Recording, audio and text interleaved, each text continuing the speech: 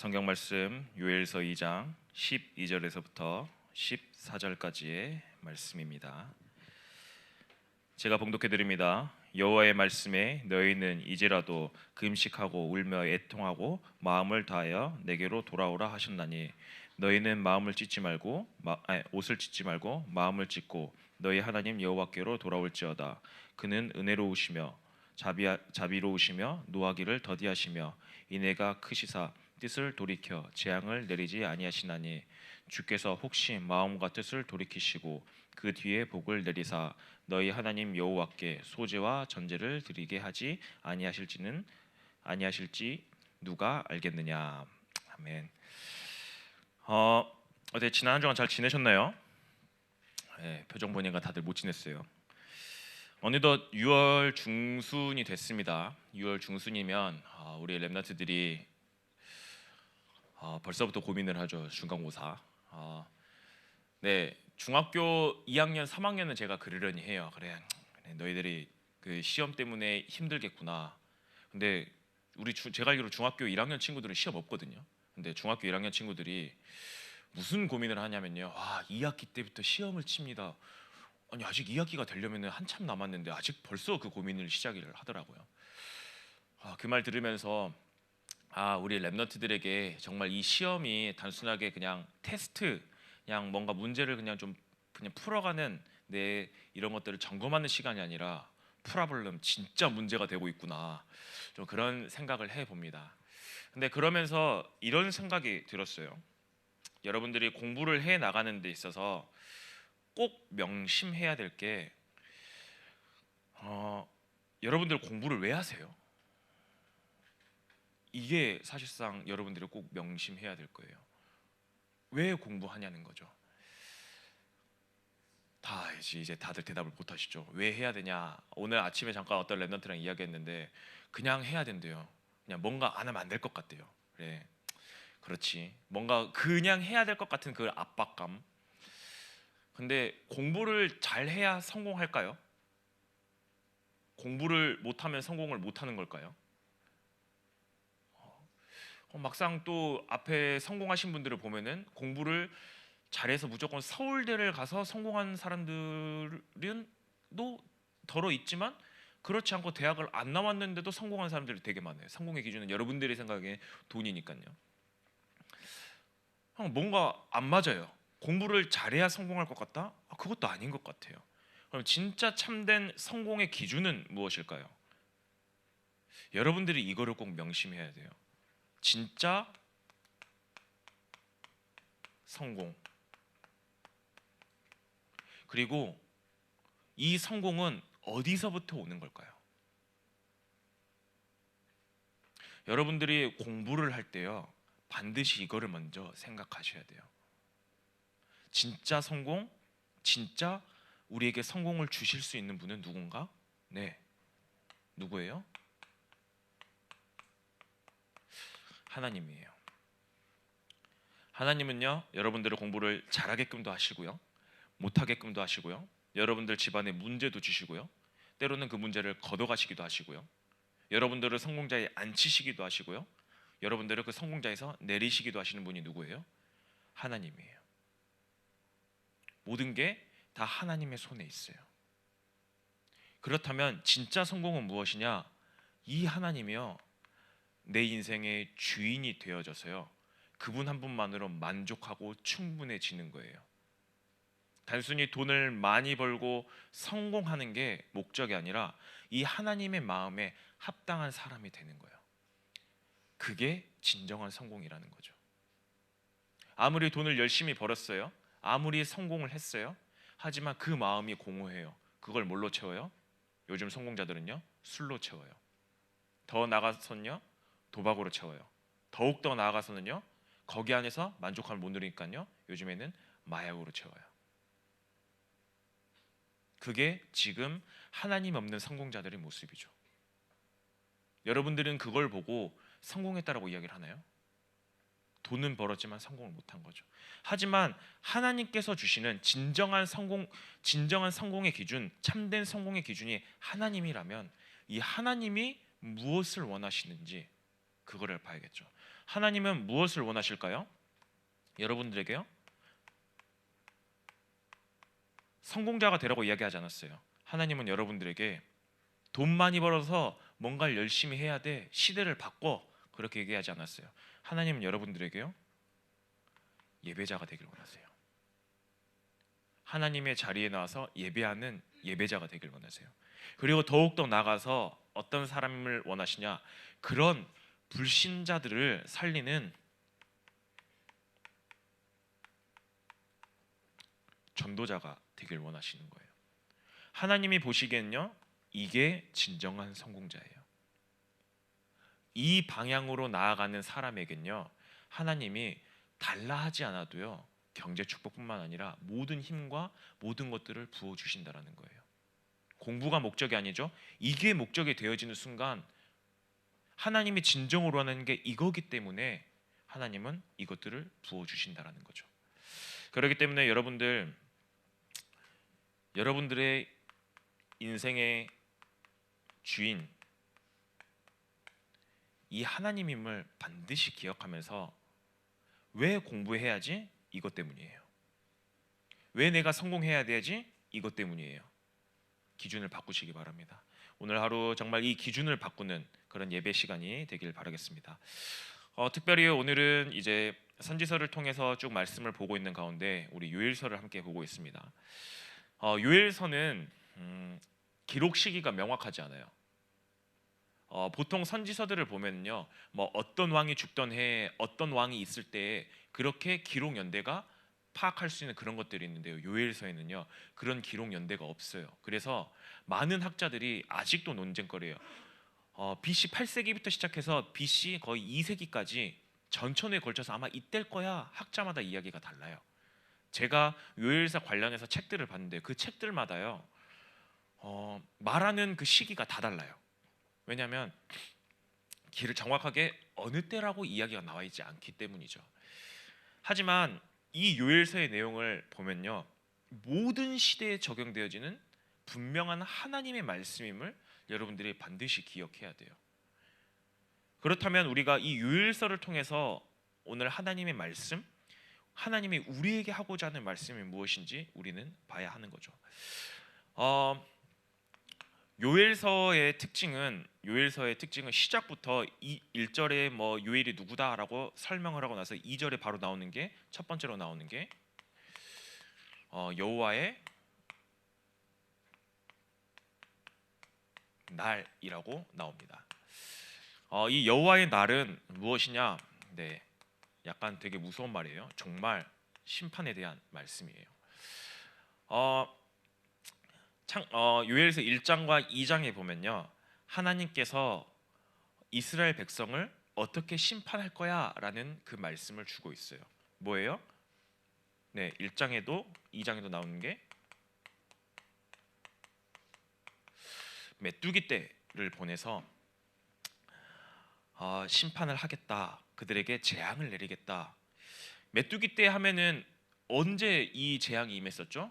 네, 출애굽할 때 8번째 재앙이 메뚜기 재앙입니다. 이때는 누구에게 임했어요? 이 재앙이 애굽 사람들에게 임했어요. 근데 지금 이 재앙이 지금 누구에게 임한다라는 거예요? 하나님의 백성인 이스라엘에게 임하겠다라는 거예요. 특별히 요엘서 1장 2절에서부터 4절까지의 말씀에 보면 이 메뚜기 떼가 이스라엘을 덮쳐서요 곡식을 먹어요. 특히 4절에 보면은 뭐라고 나오냐, 팥중이가 남긴 것을 메뚜기가 먹고 메뚜기가 남긴 것을 니치가 먹고 니치가 남긴 것을 황충이 먹는도다. 여러분들이 뭐 뉴스를 보는지는 잘 모르겠지만 이제 그쪽 지역에는요 메뚜기 떼가 한 몇억 마리가 동시에 이제 그렇게 습격을 합니다. 그러면은 싹 곡식을 먹어가요. 제가 알기로 재작년인가 제가 뉴스를 봤는데 그 메뚜기 떼가 점점 와서 이제 중국까지 왔다고 이야기를 들었었어요. 그게 한 번 곡식을 훑고 지나 몇십억 마리예요. 함께 지나가면 농장이 초토화가 돼요. 메뚜기 떼 한 부대가 그렇게 가는데요. 근데 지금 여기에는 몇 명의 메뚜기 떼가 지금 나와요? 팥중이, 메뚜기, 느치, 황충, 4종류의 메뚜기가 올라와서요 이스라엘의 곡식을 쓸어버린대요. 그리고 요엘서 2장 1절에서부터 3절 말씀해 보면요. 뭐라고 나오냐? 이 메뚜기 떼를 군대로 표현을 합니다. 군대로 표현을 해서요. 이 엄청나게 메뚜기 떼 몇십억 마리가 오는 그 군대를 표현하면서요. 군대가 예루살렘 너희들이 이렇게 심판할 거야. 이렇게 공격할 거야. 하나님의 심판이 지금 누구에게 임하고 있는 거예요? 하나님의 심판이 이 전에는 누구에게 임했어요? 애굽에 임했어요. 불신자들에게 임했어요. 근데 지금 이 재앙이 지금 누구에게 임하고 있어요? 하나님의 백성인 이스라엘에게 임하고 있는 거예요. 근데 여기 앞에서도 처음 서론을 시작할 때 말했던 것처럼 요엘서는요 기록 시기가 명확하지 않아서요 포로 전의 이야기인지 포로 후의 이야기인지를 도저히 알 수 없어요. 그래서 이들이 왜 이 심판을 받는지 정확한 이유는 알지 못해요. 어떤 우상 숭배를 했는지 정확하게 이유는 알지 못해요. 그런데 이들이 이 하나님이 말씀을 통해서 이들을 회복시키는 방법을 하나 제시하세요. 이거를 통해서 우리는 이스라엘 백성이 이런 잘못을 하고 있기 때문에 하나님이 이 재앙을 보내서 이스라엘을 멸망시키겠구나 라는 것을 알 수 있는 거예요. 그게 뭐냐면요 본문 13절입니다. 오늘 13절이죠. 13절 말씀에 보면 뭐라고 나와 있어요? 너희는 옷을 찢지 말고 마음을 찢고 너희 하나님 여호와께로 돌아올지어다. 뭐예요? 옷을 찢지 말고요 마음을 찢으래요. 마음을 찢으래요. 이스라엘 백성들이 옷을 찢고 기도한다라는 건 뭐냐면요 회개할 때 이들이 옷을 찢고 기도해요. 왜냐? 하나님 내가 잘못했습니다. 막 이렇게 저 잘 모르겠어요. 뭐 약간 이런 식인지. 이제 뒤에 보면은 이제 나중에 요나서를 보면은 니느웨 사람들에게 요나라는 선지자가 니느웨 사람들에게 가서 복음을 전합니다. 그래서 근데 그 니느웨 사람들이 하나님 우리가 범죄했습니다라고 해서 그들이 옷을 찢고 기도해요. 하나님이 그 회개 기도를 들으시고 니느웨에 임할 재앙을 돌이키세요. 옷을 찢는다라는 말은 뭐예요? 결국에는 예배의 형태는 있었다라는 거예요. 예배의 형태는 있었지만 하지만 그들이 진정한 마음으로 예배를 드리지 않는 모습이라는 거죠. 지금 무슨 말이에요? 진정한 하나님께서는 마음의 예배, 이 예배가 지금 없다라고 이야기를 하는 거예요. 너희들 예배 행태 있는 거 알아. 너희들 나와서 열심히 예배 드리지, 나를 위해 제사를 드리지, 그거 알고 있어. 근데 너희들이 드리는 그 예배 전혀 마음 없는 예배잖아. 나를 향한 그 중심, 그 마음이 없는 예배잖아. 나는 그게 너무 싫어. 그렇기 때문에 나는 이렇게 너희들을 심판할 거야. 여러분들 혹시 어떤 마음으로 이 예배 자리에 나오세요? 어떤 마음으로 나오세요? 그냥 부모님이 나가라 그래서 나가는 거죠? 혹은 뭔가 그냥 왠지 어렸을 때부터 가야 되니까 그냥 나오는 예배 행태? 혹시라도 이 경고의 말씀을 들으면서 나는 예배 드리니까 괜찮겠지. 네, 단순하게 옷만 찢는 그런 모습이라는 거죠. 그런데 하나님은 어떤 예배를 원하신다고요? 마음을 찢는 예배예요. 하나님께서는 지금 이 예배를 원하신다라는 거예요.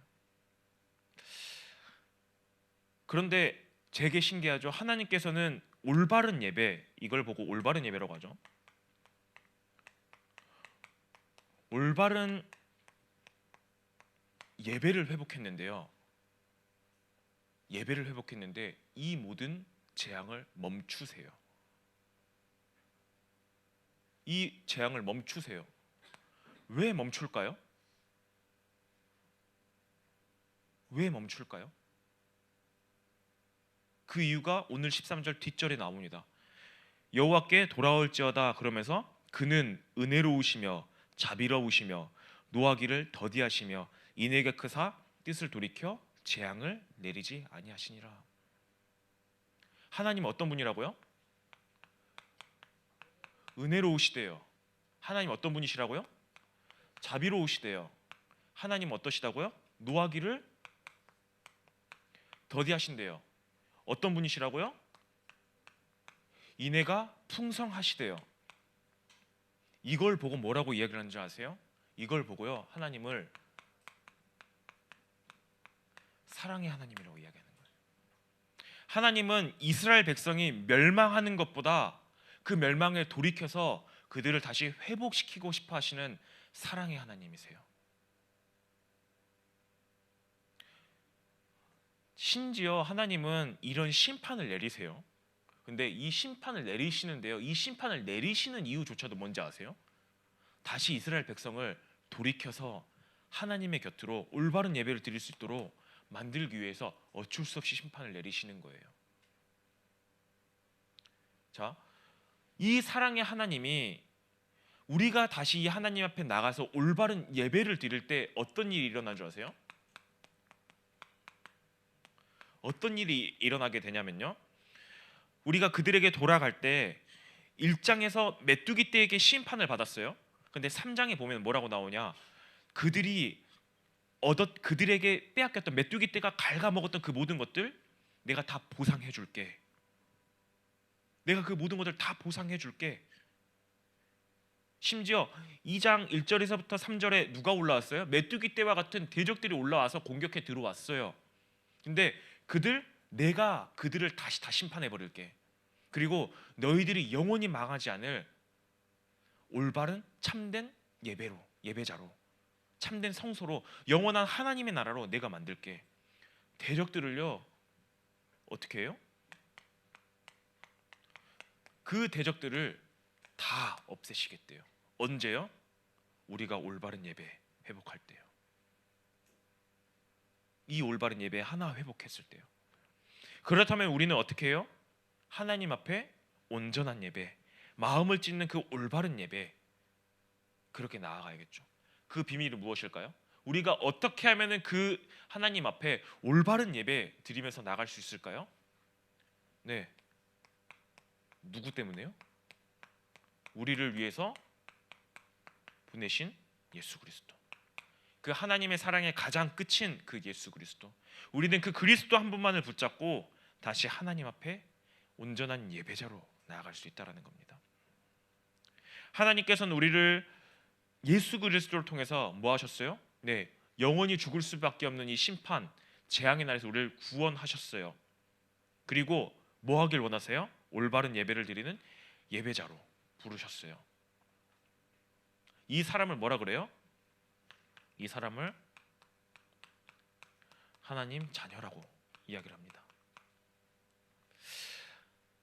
이 재앙에서 구원받은 이 하나님의 자녀에게, 이 하나님의 자녀가 올바른 예배 드릴 때 어떤 일이 일어나냐? 요엘서 2장 28절에서부터 30절 말씀이죠. 여러분들 너무나도 잘 아는 성경 구절이에요. 그 후에 내가 내 영을 만민에게 부어주리니 너희 자녀들은 장래일을 말할 것이며 너희 늙은이는 꿈을 꾸며 너희 젊은이는 이상을 볼 것이며. 하나님께서 이 예배하는 자에게요, 올바른 예배하는 하나님의 자녀에게요, 주의 성령을 부어주셔서요, 이 세상에서 살아가는 동안 승리하게끔 하신다라는 거예요. 이 재앙이 임하지 못하도록, 때론 재앙 같은 일이 내게 임하더라도 아니, 내가 그 가운데서 반드시 승리하게끔 할 거야. 오늘 선생님들하고 한번 포럼해 보세요. 무엇을 포럼하냐? 네, 대충 이제 감이 나오죠. 나는 어떻게 예배를 드리고 있지?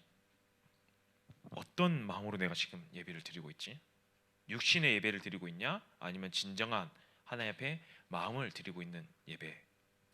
혹은 내가 육신의 예배, 그냥 나와서 드리는 예배라면 내가 다시 이 모든 것들을 회복하고 하나님 앞에 나아갈 수 있는 유일한 방법이 뭐지? 네, 뒤에서 말했죠. 예수 그리스도. 그 그리스도를 붙잡고 오늘 이번 한 주간 정말 참된 예배를 회복하는, 그리고 다시 여호와 하나님께 돌아오는 우리 모든 렘넌트들이 됐으면 좋겠습니다.